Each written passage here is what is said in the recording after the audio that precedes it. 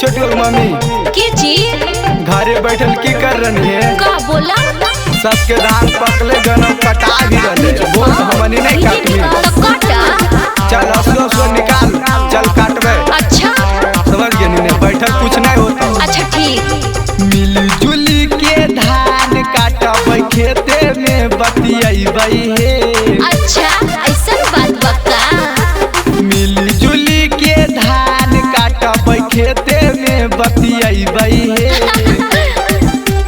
आगे से काटी हाँ धान धानी, आगे से काटी हाँ धान धानी, पीछे से अटियाबै हे। आगे से काटी हाँ धान धानी, पीछे से अटियाबै हे। आगे से काटी हाँ धान। अच्छा ठीक है को चला चला। Recording by Apara music Nawada. आगे से काटी हाँ धान डीजे विकास सीतामढ़ी। आगे से काटी हाँ धान धानी, पीछे से अटियाबै हे।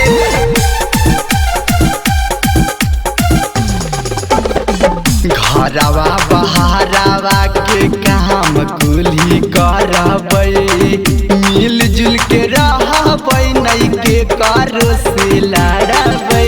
हाँ जी सही कहो। घरवा बहारवा में काम कुली करबै, मिलजुल के रहबै नहीं के करो से लड़बै। बेटा बेटी के धानी आशा कुल में पढ़ैबै हे।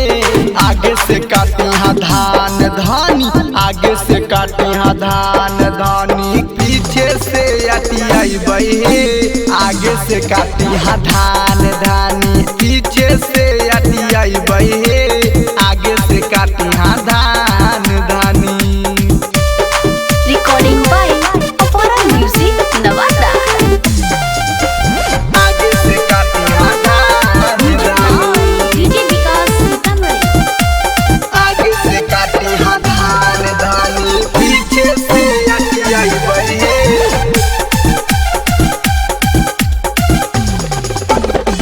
काट छाट के लैबै धानी अपन खरी हानिया, खाए पिए में नहीं होतै परेशानिया। अरे हाँ जी काट छाट के लैबै धानी अपन खरी हानिया, खाए पिए में नहीं होतै परेशानिया।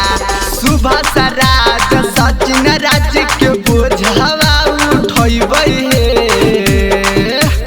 आगे से काटी हाँ धान धानी, आगे से काटी हाँ धान धानी, खेते में अटियाबै हे।